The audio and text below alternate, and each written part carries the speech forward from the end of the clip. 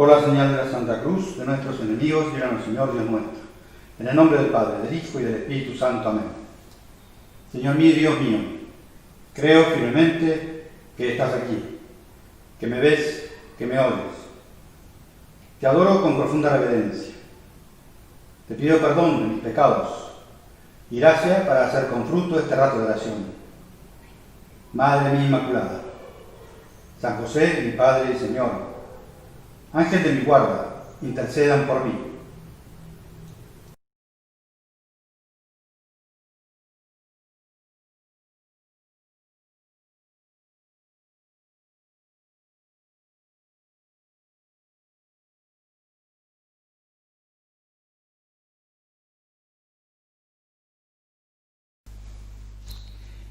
En este tiempo tan especial, caracterizado por la necesidad de aislamiento sanitario para evitar el contagio del coronavirus, que genera en todos más o menos miedo, temor, según el grado de vulnerabilidad que cada uno tiene.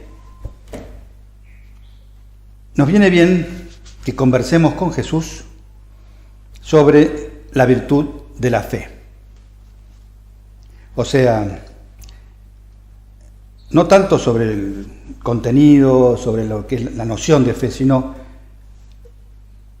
sobre la vida de fe, sobre lo que significa tener una fe operativa. Y vamos a considerar algunas de las consecuencias que debería tener la fe en nuestra vida cotidiana y no solamente para estas circunstancias especiales. La primera encíclica que escribió el Papa Francisco fue sobre la fe, aprovechando un borrador que había comenzado el Papa Benedicto XVI antes de renunciar, porque estaba en un año dedicado a la fe. Allí el Papa explica en su introducción que busca recuperar el carácter de luz que tiene esta virtud, que es capaz de iluminar toda la existencia del hombre y ayudarlo a distinguir lo que puede hacerlo verdaderamente feliz. Esto es muy necesario, sobre todo en una época como la actual, porque hoy en día se da una gran paradoja. Para algunos tener fe supondría renunciar a toda lógica humana. La fe para el modernismo sería como una ilusión, un salto al vacío, que impide o coarta la libertad del hombre. Y para otros, en cambio, la fe ha sido un descubrimiento estos tiempos. La ven como un arma de defensa contra un enemigo nuevo, oculto, muy letal, al cual no saben cómo enfrentar. Pero entonces, ¿qué decimos nosotros sobre esta virtud? La fe es un don de Dios, está claro. Y es un don que nos permite captar más a fondo la realidad. Esa visión superior está siempre acorde, además, con los otros 5 sentidos que nos dio nuestro Creador para relacionarnos con el mundo exterior. Los sentidos y las demás potencias del alma son para eso. De este modo, con la fe, llegamos más allá de lo que las potencias humanas son capaces de alcanzar por sí solas. Nunca las contradice la fe, pero sí las supera. Así lo ha previsto el Señor al crear al hombre. Lo dotó de unos medios para relacionarse con lo experimentable y se reservó otro que es el de la fe, que se llama sobrenatural, para que pudiéramos captarlo a Él y todo lo que se relaciona directamente con Él. Para dar y recibir, para interactuar con Él, que es un Dios cercano, que no deja de buscarnos y se interesa por todo lo nuestro. Así, con la fe, podremos ver con sus ojos, razonar con la lógica divina, contar con sus fuerzas y poderes sobrehumanos, y amar, y esto es lo más importante, amar con su corazón. Es impresionante esto, ¿eh? Es lógico que nos preguntemos entonces qué disposiciones se requieren en nosotros para recibir semejante don de Dios. Quizá la respuesta no es la que imaginamos. Lo primero que se requiere para recibir el don de la fe es la virtud de la humildad. Estamos demasiado acostumbrados a que para vivir en este mundo debamos guiarnos por lo que percibimos directamente a través de nuestras potencias naturales, o sea, lo que cabe en nuestra razón, lo que vemos y oímos, tocamos, sentimos. Lo que está más allá de esto podría existir, pero implica que debamos hacer un acto de confianza en lo que el otro nos dice o nos cuenta. Y como no podemos comprobarlo ni verlo, cuesta aceptarlo. Algunos se resisten, por ejemplo, a admitir que el hombre puso un pie en la luna. Eso hay que creérselo. Pero esta aceptación de algo que no podemos comprobar fehacientemente requiere de un auténtico acto de humildad por nuestra parte. El motivo por el que aceptamos que esa verdad, que es verdad lo que nos dice el otro, es porque ese otro está investido de cierta autoridad.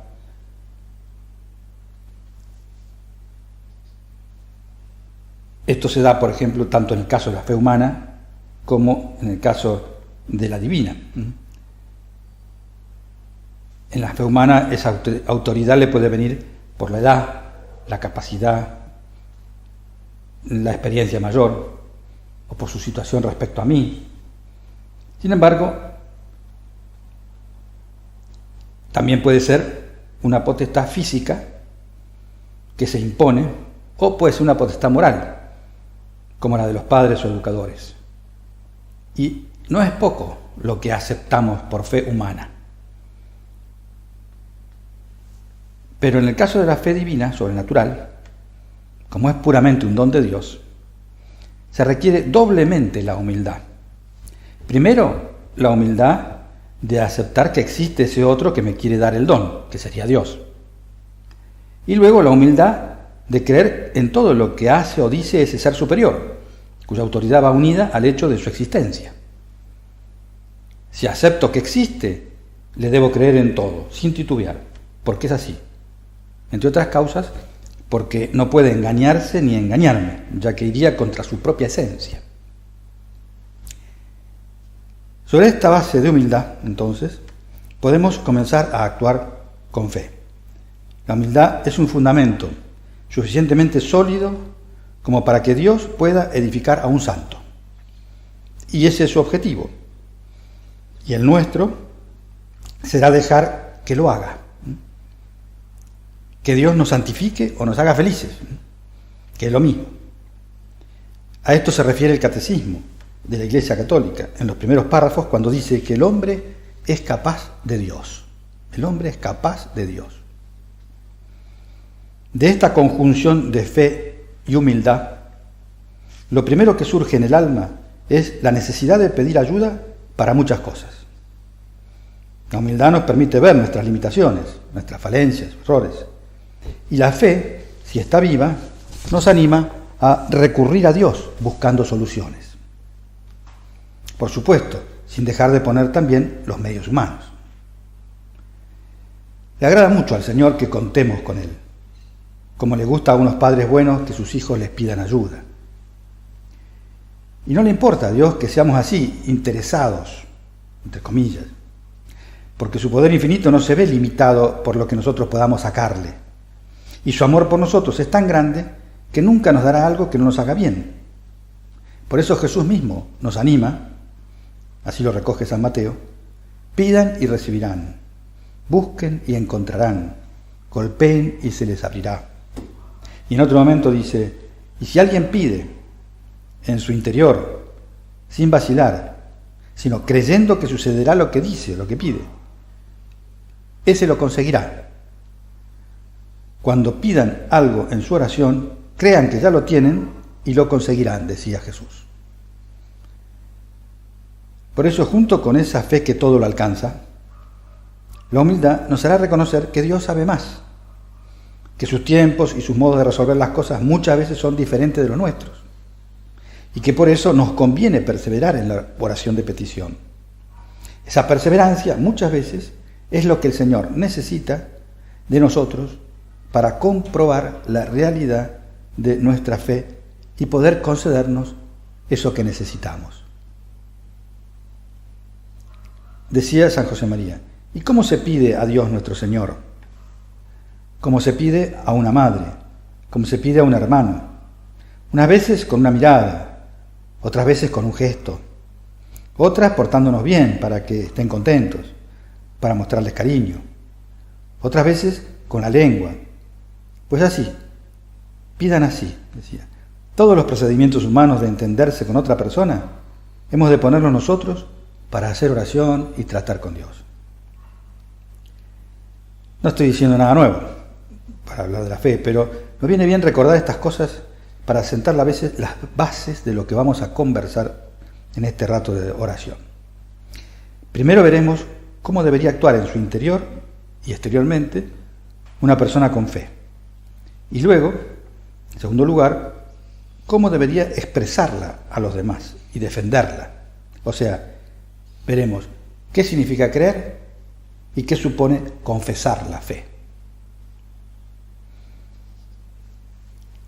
A todos los que se acercaban a Jesús a pedirle favores, siempre les aclaraba que Él se los concedía, esos favores, porque tenían fe, porque creían realmente que Él podía solucionar su problema. El hecho milagroso atraía, entusiasmaba a los oyentes o espectadores, pero lo que Jesús buscaba a través de sus milagros era que tuvieran fe en su divinidad, en que Él era el Mesías prometido, porque era eso lo que les llevaría a la salvación, lo que realmente les haría bien a su alma. Los mismos apóstoles eran poco propensos a admitir lo que excedía los cauces de su experiencia y de su razón. Y no solo al comienzo de su caminar junto a Jesús, cuando recién lo conocieron, sino siempre. Siempre fueron así. Por ejemplo, no parece que lo hubieran entendido cuando ya al final de su vida en la tierra les anunciaba que resucitaría de entre los muertos. Solo así se explica, por ejemplo, la reacción del apóstol Tomás ante Jesús resucitado. Recordamos la escena. El mismo día de la resurrección de Jesús se apareció a los apóstoles, cuentan los evangelios, en el cenáculo, donde estaban reunidos todos con las puertas cerradas, pero faltaba Tomás. Este llegó poco después, cuando Jesús ya había desaparecido de la vista de todos. Y los otros discípulos le dijeron: hemos visto al Señor. Y él les respondió con una reacción muy humana, como podría haber sido la nuestra: si no veo la marca de los clavos en sus manos, si no pongo el dedo en el lugar de sus clavos y la mano en su costado, no lo creeré. A los 8 días estaban de nuevo dentro de la casa sus discípulos y Tomás con ellos. Estando las puertas cerradas, vino Jesús, se presentó en medio y le dijo: la paz esté con ustedes. Y después dijo a Tomás: trae aquí tus dedos, toca mis manos, trae tu mano y métela en mi costado, y no seas incrédulo, sino hombre de fe. Algunos autores distinguen entre la fe humana y la fe religiosa, y en la religiosa a su vez separan la fe católica de la que piden las demás religiones. Porque los católicos requerimos una fe en la persona de Jesús, que aunque tiene naturaleza humana, es también persona divina. Por eso, explican los últimos papas, no se comienza ni se persevera en la vida como cristiano por una decisión ética de la voluntad, ni por entender o asimilar una gran idea como por la inteligencia, sino por un encuentro con la persona de Cristo vivo, que lleva incluso a enamorarse de Él. No será un encuentro físico el nuestro, como el que tuvieron los apóstoles, los primeros discípulos, pero sí es un encuentro que tiene consecuencias reales en nuestra persona y en nuestra vida. Vamos a considerar esto un momento. El acto de fe, fruto de la gracia, también tiene una base humana y racional. Lo contrario sería indigno del hombre y del mismo Dios. O sea, no hay evidencias físicas, pero sí lo que podríamos llamar presupuestos psicológicos para la fe. Vestigios, señales, huellas, signos de la presencia y del amor divino. Saber acerca de Dios es un acto de la sola razón, pero creer en Dios es un acto de toda la persona y que influye en todos sus actos.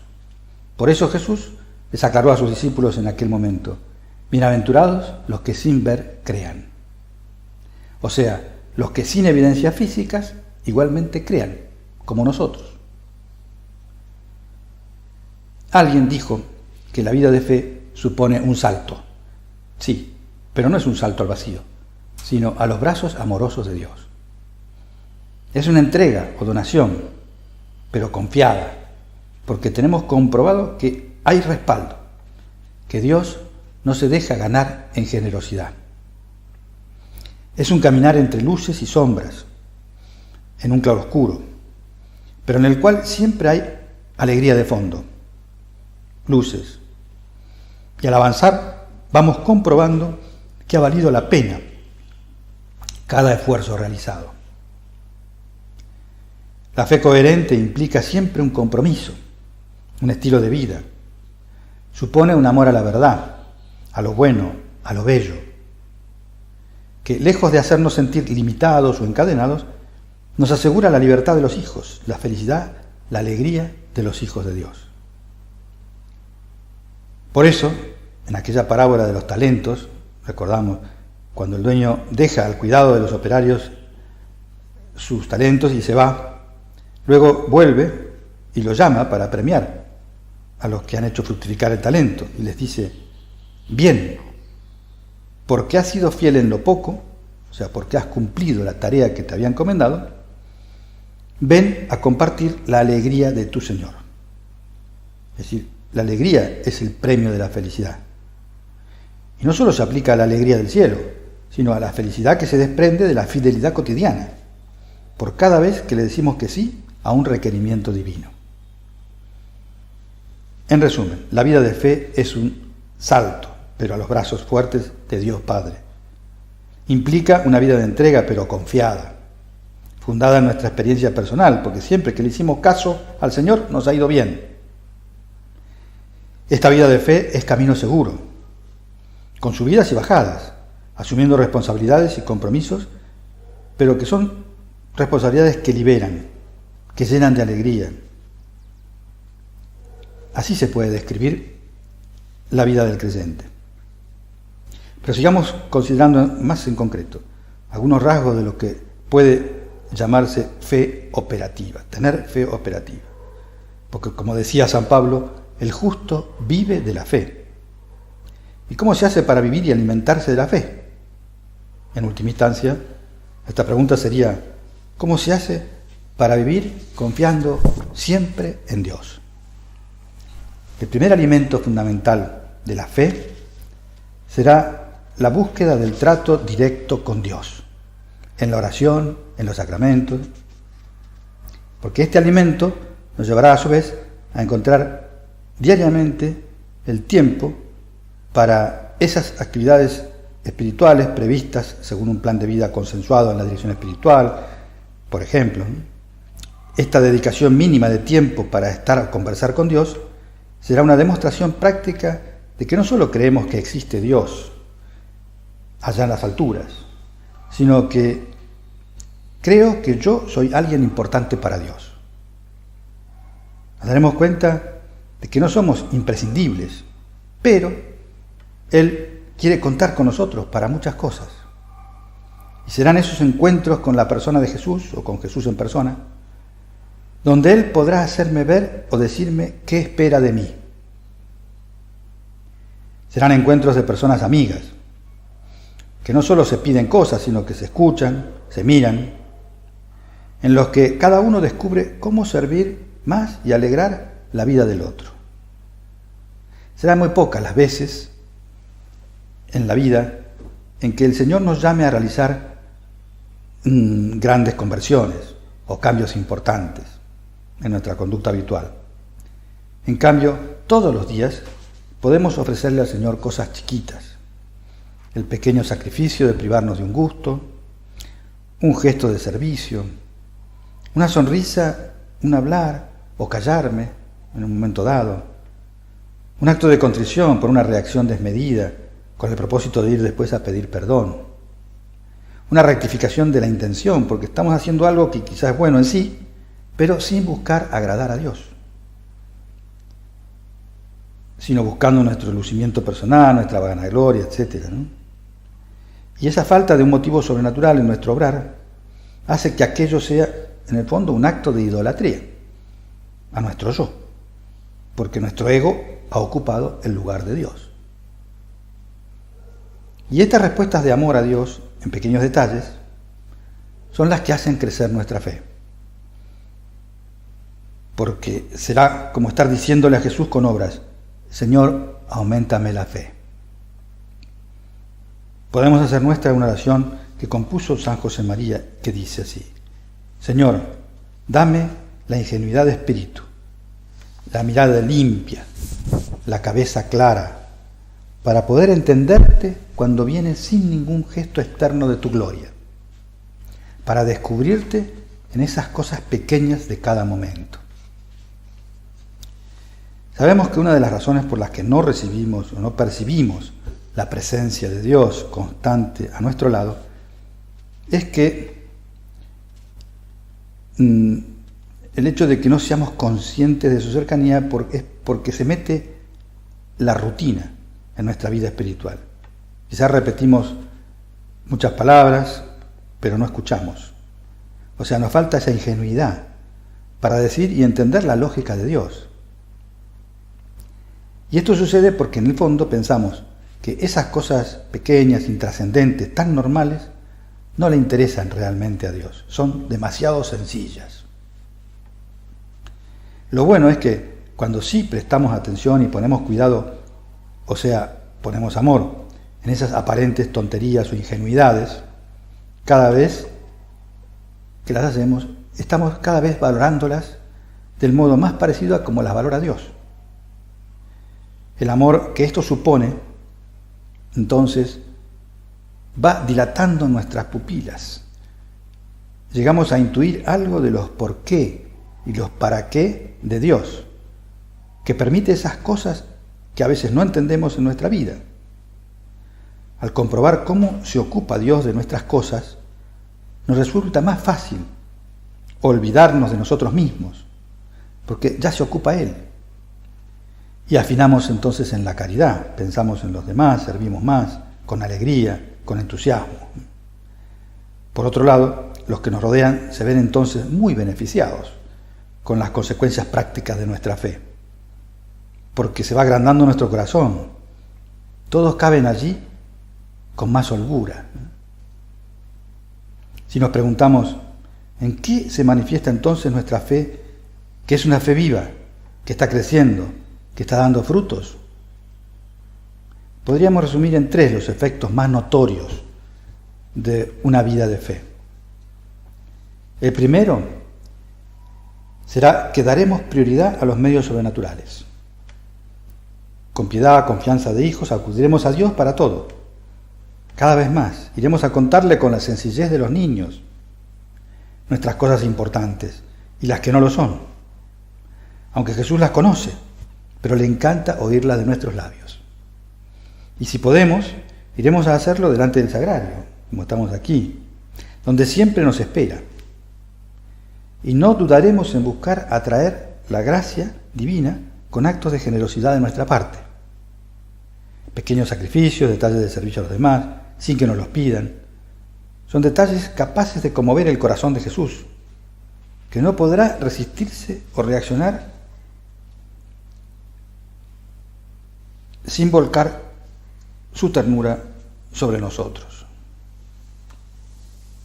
Un segundo fruto de una fe viva será el clima de paz y alegría que se respirará a nuestro alrededor. Al no preocuparnos por nada, solo ocuparnos, nos mostraremos siempre serenos. Al confiar y apoyarnos en Dios más que en nuestras propias fuerzas o capacidades, tendremos junto a la paciencia para esperar los tiempos de Dios, la audacia e insistencia para ver los cambios superados todos los imposibles a los ojos humanos.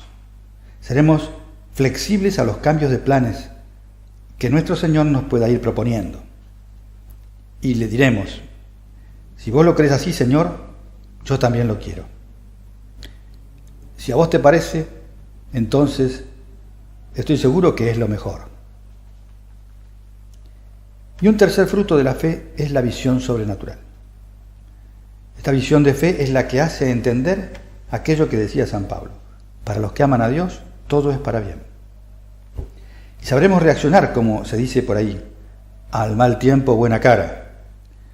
Todo, incluso la enfermedad y la muerte, se consideran tesoros, pues a causa de la redención obrada por Cristo, esas circunstancias han alcanzado valor de eternidad, el dolor y hasta la muerte.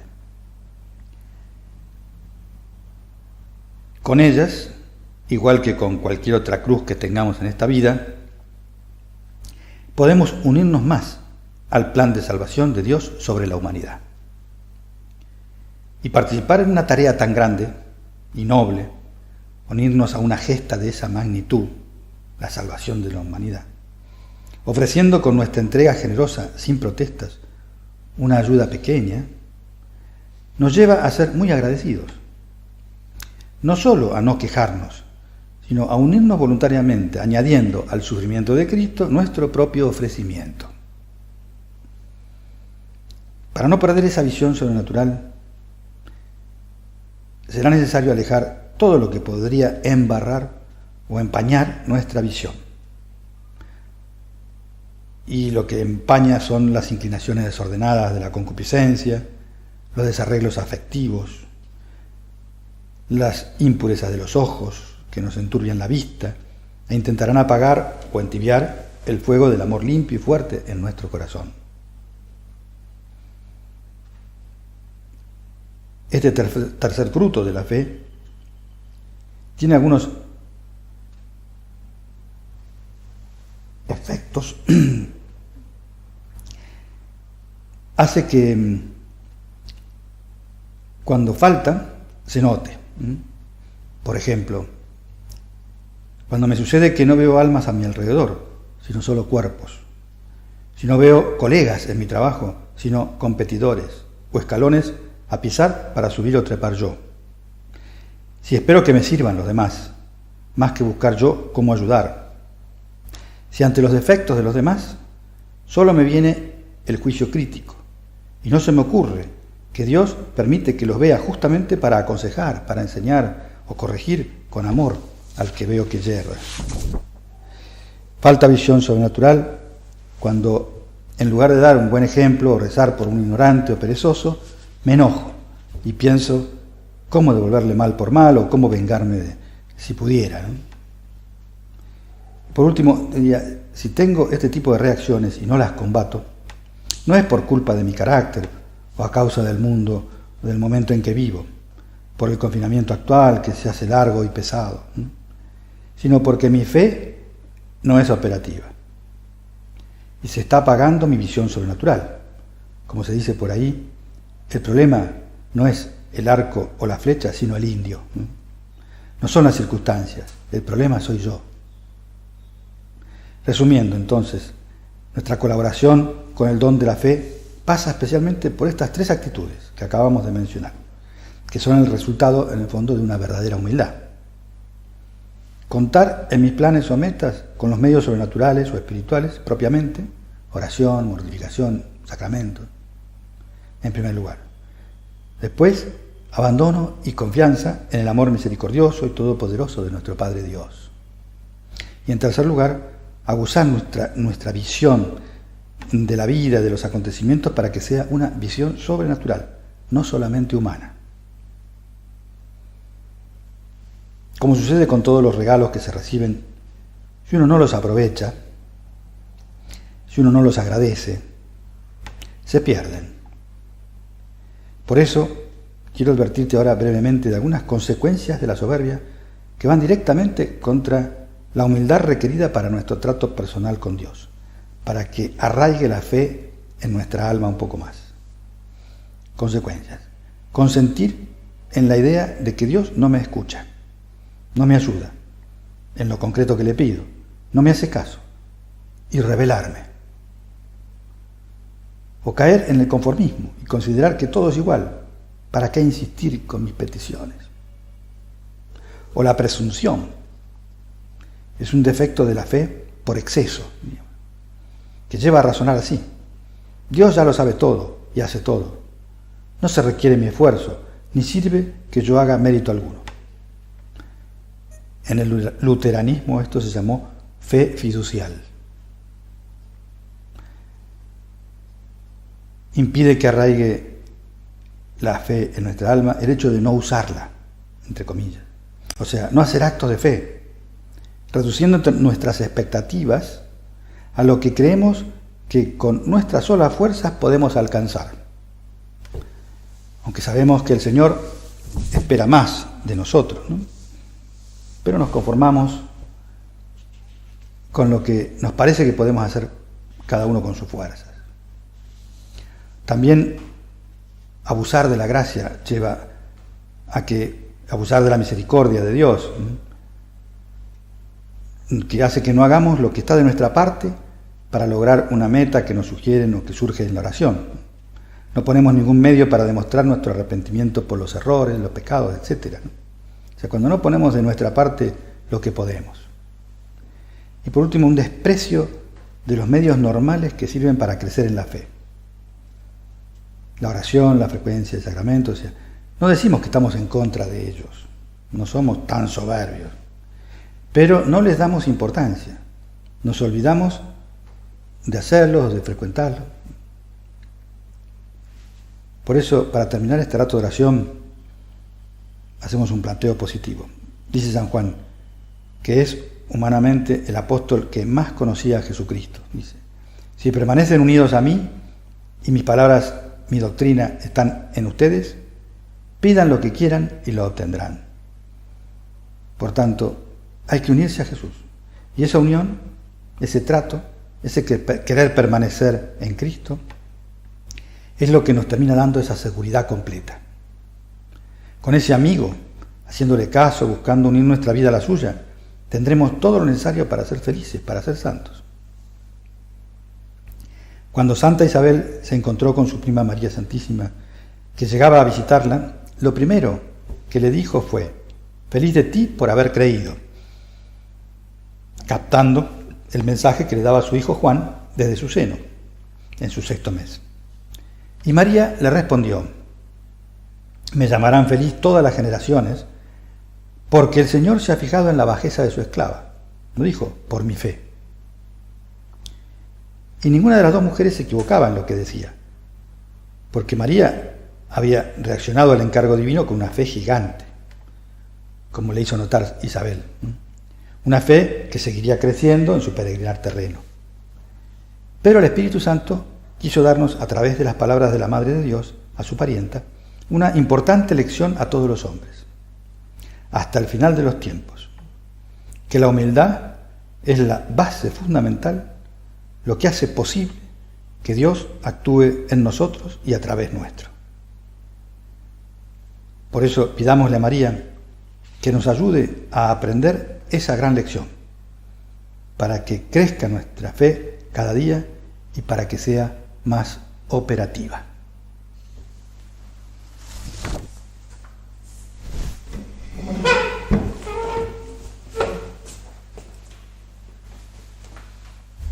Te doy gracias, Dios mío, por los buenos propósitos, afectos e inspiraciones que me has comunicado en esta meditación. Te pido ayuda para ponerlos por obra.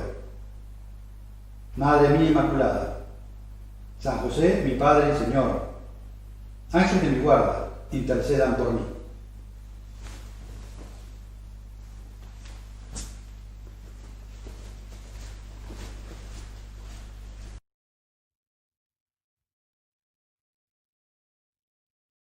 Examen de conciencia. Camino con decisión por la senda que Dios me va mostrando en mi oración personal y en la dirección espiritual y en todas las circunstancias de mi vida. Planteo mi vida de fe con la conciencia de que Dios me quiere para algo.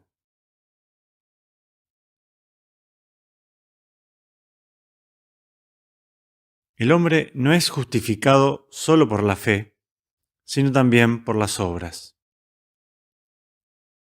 manifiesto con obras mi amor a Cristo?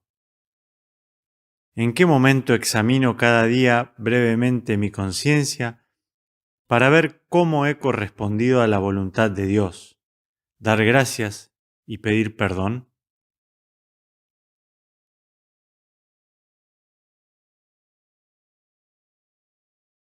Jesús le respondió: Mujer, qué grande es tu fe, que se cumpla tu deseo. Acudo al Señor con confianza, sabiendo que siempre escucha mi oración. Creo que Él procura lo mejor para mí, aun cuando me parece que no me responde.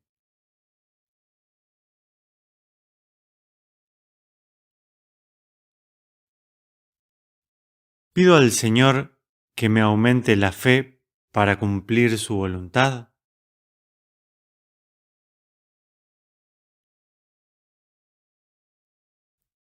Acudo a Dios para recomenzar en mi vida aunque todo parezca perdido.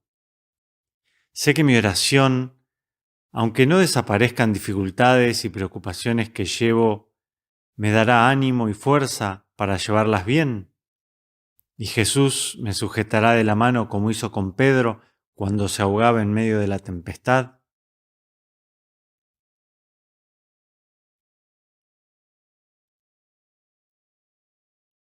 Dedico tiempo a pensar en proyectos que redunden en beneficio de los demás. Involucro amigos y conocidos. ¿Qué hago para, en la medida de mis posibilidades y junto a otras personas, influir cristianamente en mi comunidad de vecinos, en mi barrio, en mi ciudad o en mi país?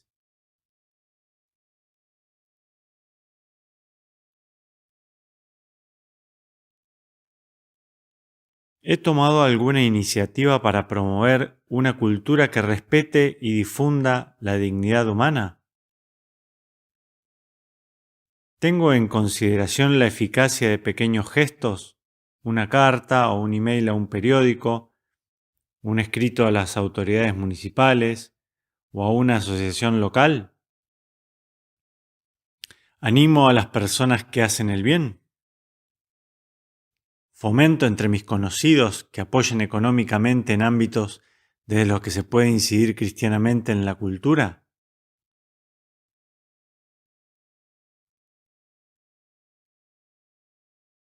Con mi ejemplo y con mi palabra, fomento en mi familia y entre mis amigos un estilo de vida sobrio en lo personal y generoso con los más necesitados.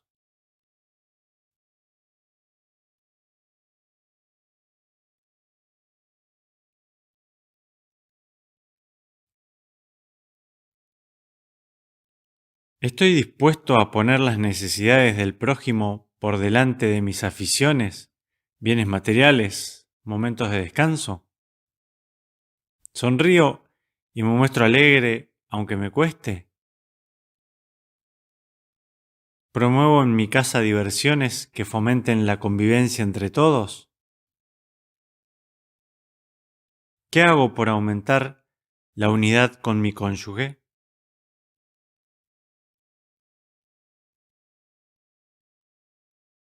Acto de contrición.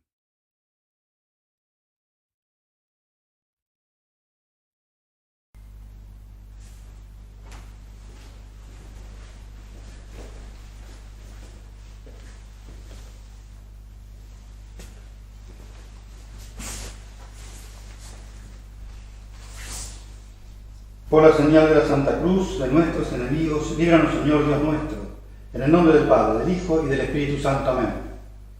Señor mío y Dios mío, creo firmemente que estás aquí, que me ves, que me oyes. Te adoro con profunda reverencia. Te pido perdón de mis pecados y gracia para hacer con fruto este rato de oración. Madre mía Inmaculada, San José, mi Padre y Señor, Ángel de mi guarda, intercedan por mí.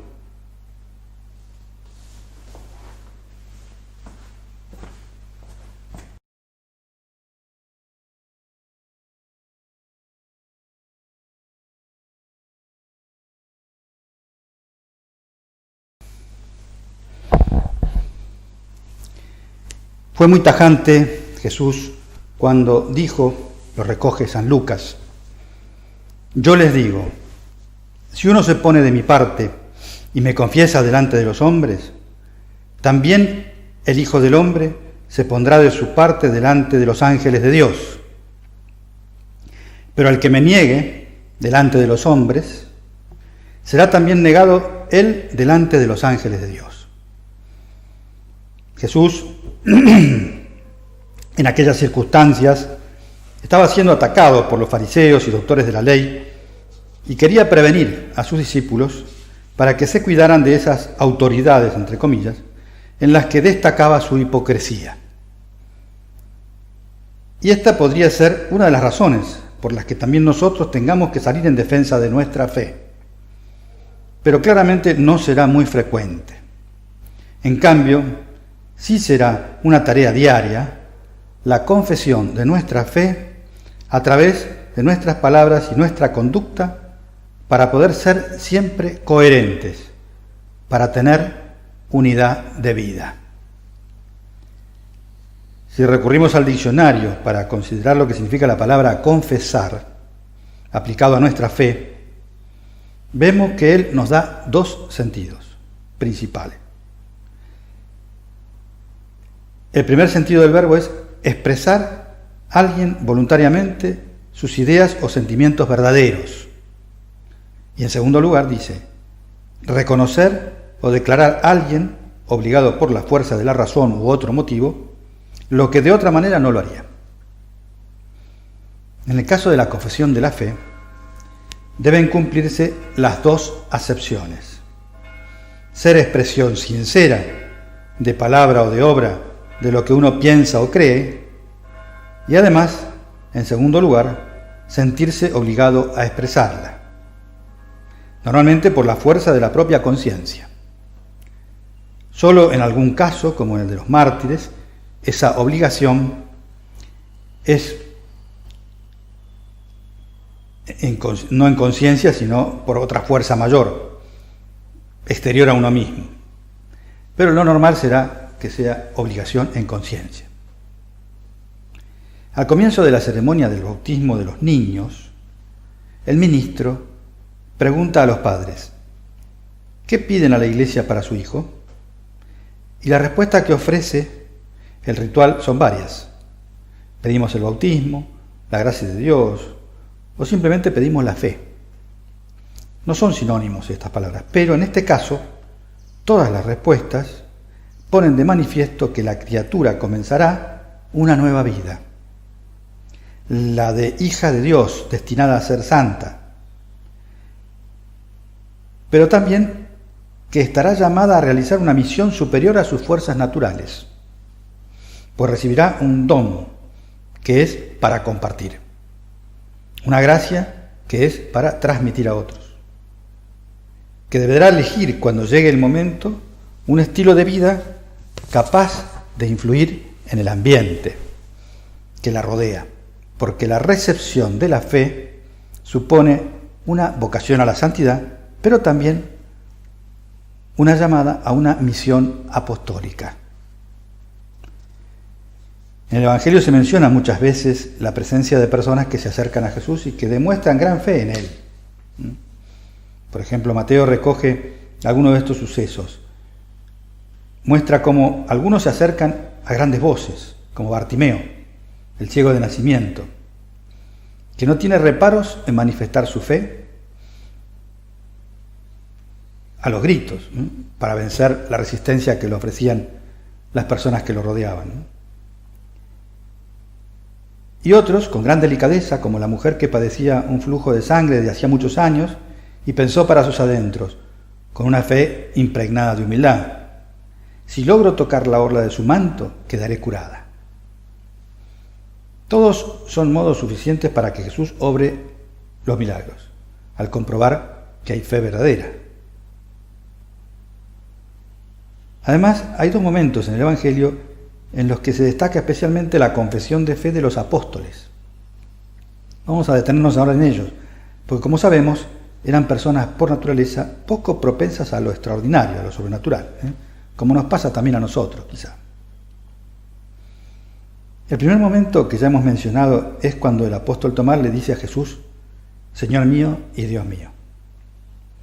Muchos cristianos hacemos interiormente esta confesión de fe en el momento de la elevación de las especies consagradas en la Santa Misa. Es un reconocimiento de la humanidad y divinidad del Señor allí presente. Nos ayuda a pensar en ese sublime momento lo que verdaderamente creemos, que allí está todo Jesús, con su cuerpo, sangre, alma y divinidad. En otro momento, o el otro momento de especial notoriedad respecto de la confesión de la fe, y que suele llevar ese subtítulo en la redacción de la Sagrada Escritura, ¿no? Es cuando, respondiendo a una pregunta que hace Jesús a los apóstoles sobre qué piensa la gente, qué piensan ellos respecto de quién es el Hijo del Hombre, asumiendo la representación de los 12, exclama San Pedro, tú eres el Cristo, el Hijo de Dios vivo. Y Jesús le replicó, eres feliz, Simón Barjoná, porque esto no te lo ha revelado la sangre ni la carne, sino mi Padre que está en el cielo. Me detengo a describir estos momentos de la vida de los seguidores de Jesús, porque al ser verdaderas confesiones de fe, reflejan cómo pueden ser estas siempre muy variadas en la vida del cristiano. Al principio los apóstoles seguían a Jesús por la admiración que les causaba su vida, sus palabras, y también por el cariño que percibían junto a él. Pero poco a poco, sin embargo, fueron captando el valor sobrenatural de su persona. Y así sucede habitualmente con la asimilación de la fe. Comienza por la aceptación de una idea que se va haciendo convicción y se percibe que necesariamente hay que pasar a unos actos que van marcando toda nuestra conducta. Para llegar a ser cristiano coherente hay que estar convencido de unas enseñanzas recibidas y admitirlas voluntariamente, pero a la vez hay que estar decididos y sentir la obligación en conciencia de jugarse por ellas, cada vez que sea necesario. Pero no solo entonces tendremos la certeza de habernos puesto del lado de Jesús cuando se den esas ocasiones especiales de jugarnos por defender unos principios, por ejemplo. Él espera que lo acompañemos en todo momento para ir consiguiendo esa mencionada unidad de vida. Dios permitió que Tomás dudara en un primer momento para nuestro bien, para que nosotros, sin haber visto, seamos felices por haber creído. Pero la tradición afirma que luego ese apóstol evangelizó Asia y difundió de tal modo la fe en Cristo en la India, hasta llegar a dejar allí su vida, que a la vuelta de los siglos muchos conservaban esa fe sin haber tenido quien les predicase. Y de San Pedro, todos conocemos su historia y cómo cumplió su misión de ser el primer papa hasta acabar mártir en Roma. Ellos no solo aceptaron interiormente las verdades que Jesús les iba revelando, sino que las transmitieron claramente y llegaron a dar su vida por defenderlas. Sigue habiendo muchos mártires hoy en día por ser coherentes con su fe cristiana, pero sabemos que no es el camino ordinario para la santificación de la mayoría de los creyentes. Muy probablemente a nosotros el Señor no nos lleve por ese camino, no nos pida eso. Pero entonces, sin llegar a esas situaciones, todos debemos expresar exteriormente nuestra fe y asumir compromisos que de algún modo suponen también morir un poco, morir a nosotros mismos, dejando de lado nuestras conveniencias, relegando gustos o criterios de vida, cambiando planes cuando Dios nos lo pide, etc. Ya vimos cómo la virtud fundamental en la que se apoya el don de la fe es la humildad. Y consideramos como en la raíz de nuestra falta de fe está siempre metida la humildad, la falta de humildad.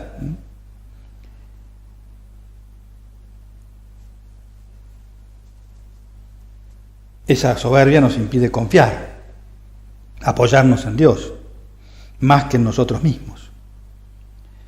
Pero podemos ahora añadir otra causa del deterioro de nuestra fe práctica, que es la pereza.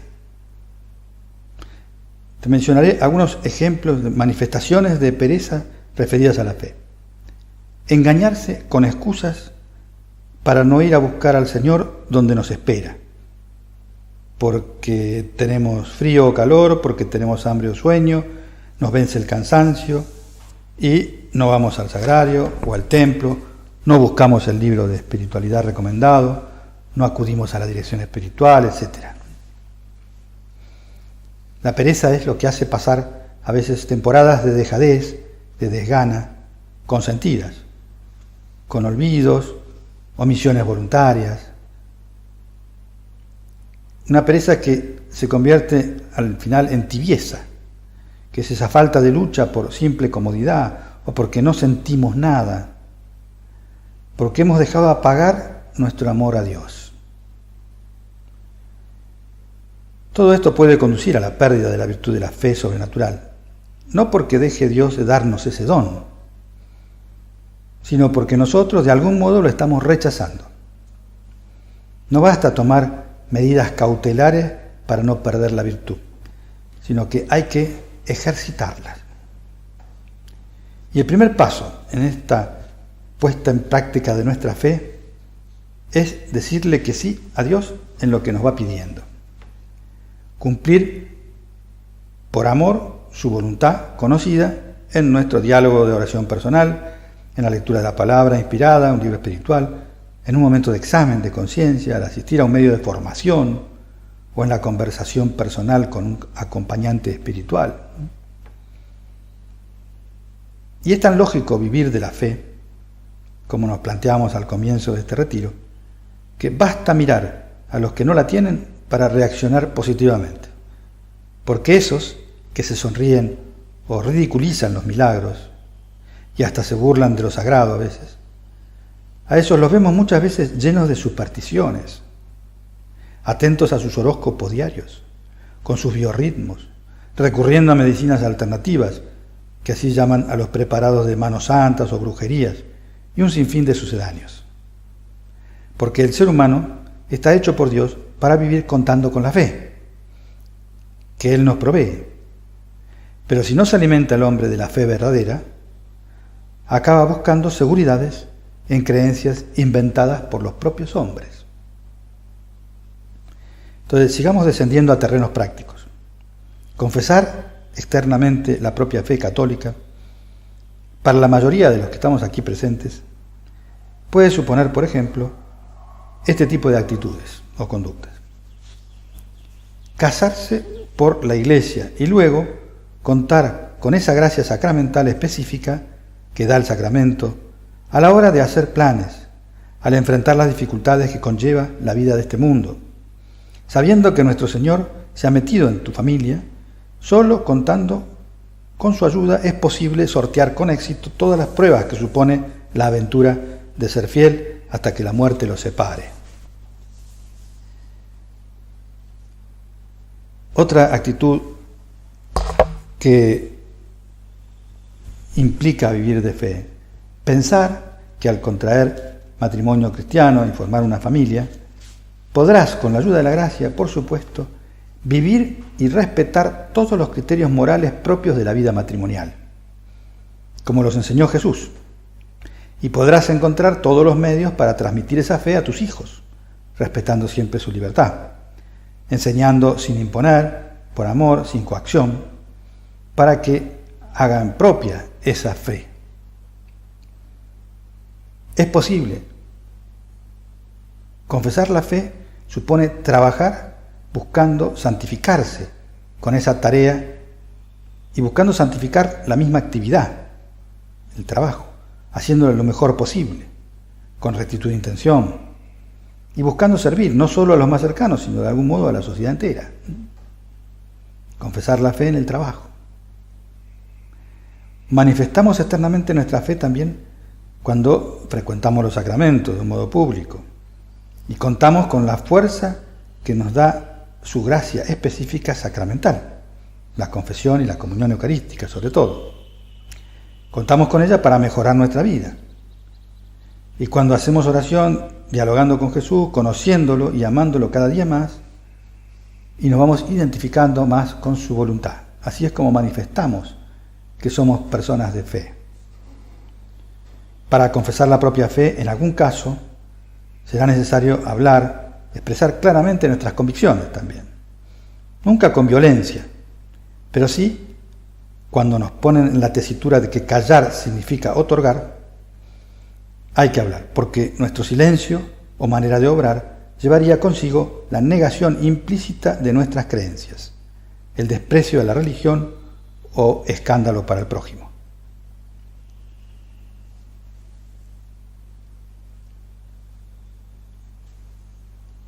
Y no estoy hablando de casos imaginarios. Hoy existen muchos católicos que por pasividad, por miedo a comprometerse o por falta de formación, dan a entender que no se adhieren plenamente a las verdades reveladas, que no consideran las enseñanzas de Jesucristo como elemento vital de sus conductas.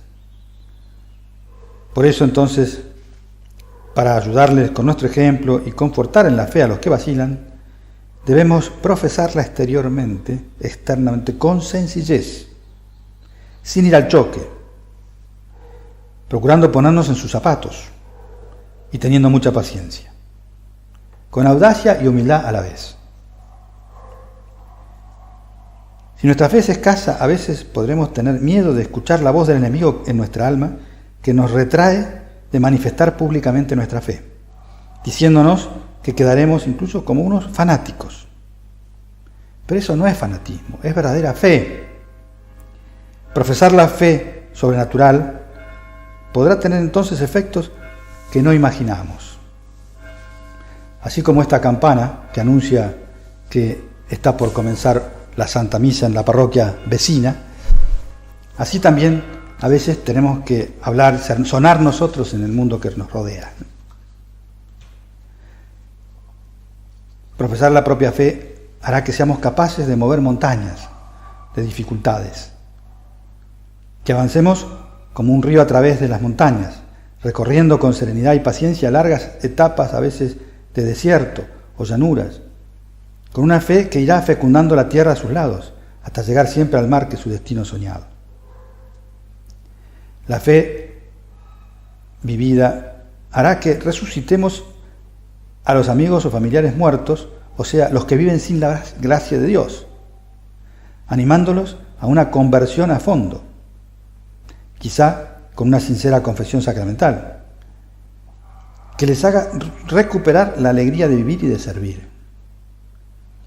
La fe hará que demos voz a lenguas que no saben cómo hablar, para que puedan pedir perdón o reconciliarse como pareja, para que siembren amor y paz en su ambiente, o incluso para que se animen a hablar de Dios a su alrededor y se conviertan en apóstoles, como queremos ser nosotros. La fe hará que ayudemos a salir de su postración a tullidos, rotos en su cuerpo o en su alma, por estar desanimados a causa de sus caídas, o a causa del recuerdo de situaciones de su vida pasada, o por estar atrapados por sus vicios o pecados, sentirse incapaces de mover un pie y levantarse y caminar hacia la casa del Padre. Somos capaces de todo esto si, dejando de lado nuestro ego, nos apoyamos plenamente en nuestra fe, con la seguridad que nos da el Señor Jesús, vivo y resucitado, ya que si no fuera así, sería vana nuestra fe, como dice San Pablo. Esto no es exageración o fanatismo, sino coherencia. Es justamente lo opuesto a la intolerancia que caracteriza al fanático. La fe lleva a la comprensión, a la convivencia con todos, a ser abiertos, empáticos. Evangelizar, profesar la fe, no es solo catequizar, enseñar una doctrina, por muy bien hecho que esto sea. Para dar doctrina, siempre hay que dar ejemplo, para que la doctrina tenga eficacia. Las verdades cristianas no son algo puramente especulativo, una teoría, sino que implican un modo de obrar. Solo el que pone en práctica lo que cree, ese cree de verdad, decía San Gregorio Magno.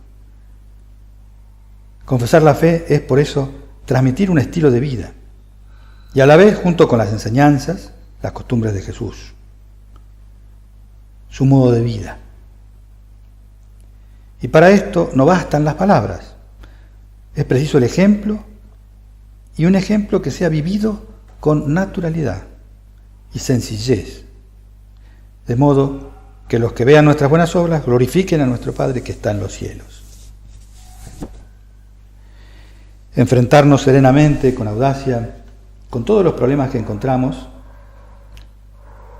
por nuestro deseo de servir a la Iglesia y a las almas, amando a todos, sin discriminaciones, sin excepciones, eso es lo opuesto al fanatismo, que se caracteriza precisamente por la falta de caridad. El Señor está dispuesto a concedernos las cosas buenas que le pedimos, pero quiere que seamos perseverantes en la oración. ¿Cuántas veces nos lo advirtió, poniéndonos ejemplos como el de la viuda pobre que pide justicia, o el del hombre que llama a la puerta de su amigo fuera de hora? Si alguna cosa no nos sale, siempre será por esa falta de fe, que se nota justamente en nuestra falta de perseverancia para pedir. Porque la palabra de Dios nunca falla. Antes pasarán el cielo y la tierra. Por eso, si algo es bueno y no nos sale, es porque no lo hemos sabido pedir con la fe y la constancia necesarias. Pero estamos siempre a tiempo, Señor, sabemos que vos nos estás esperando para que te pidamos.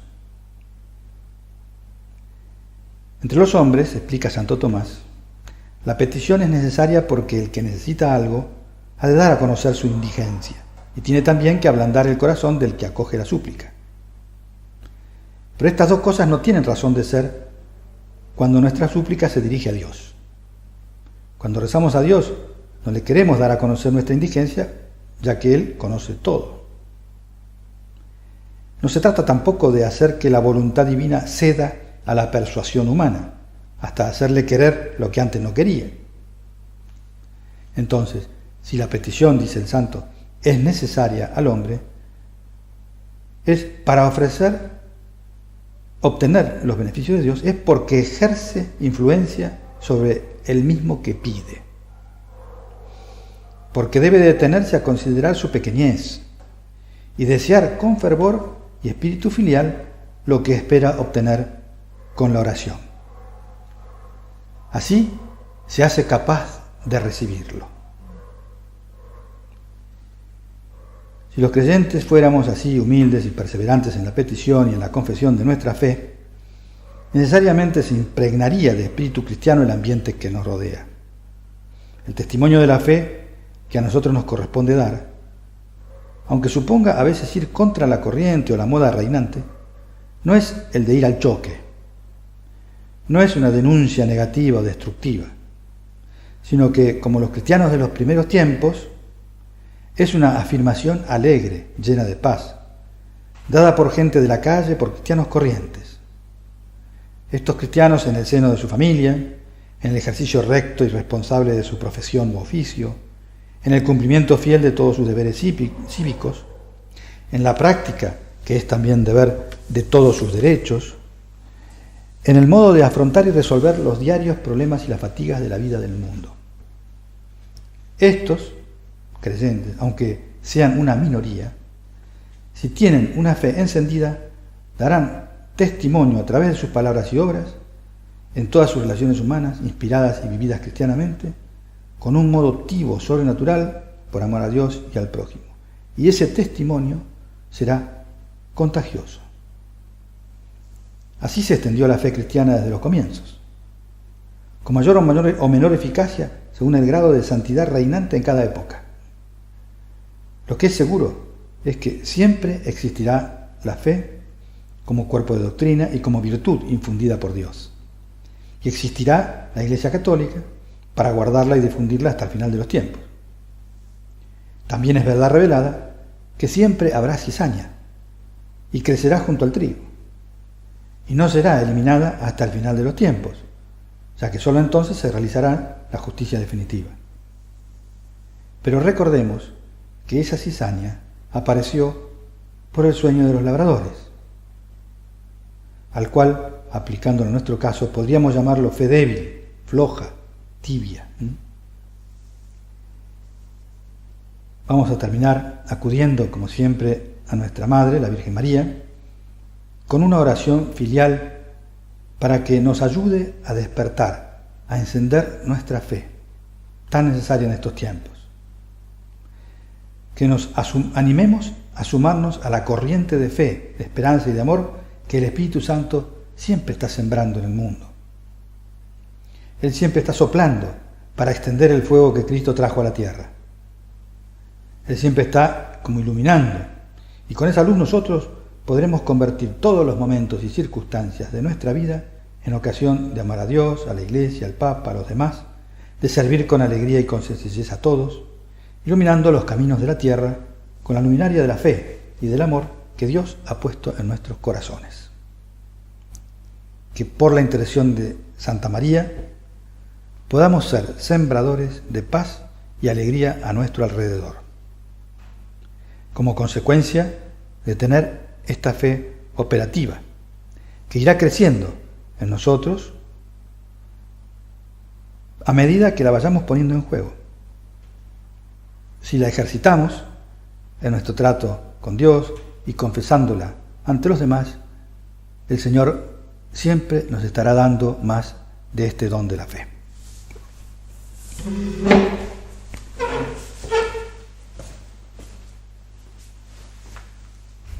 Te doy gracias, Dios mío, por los buenos propósitos, afectos, inspiraciones que me has comunicado en esta meditación. Te pido ayuda para ponerlos por obra. Madre mía Inmaculada, San José, mi Padre y Señor, ángel de mi guarda, intercedan por mí.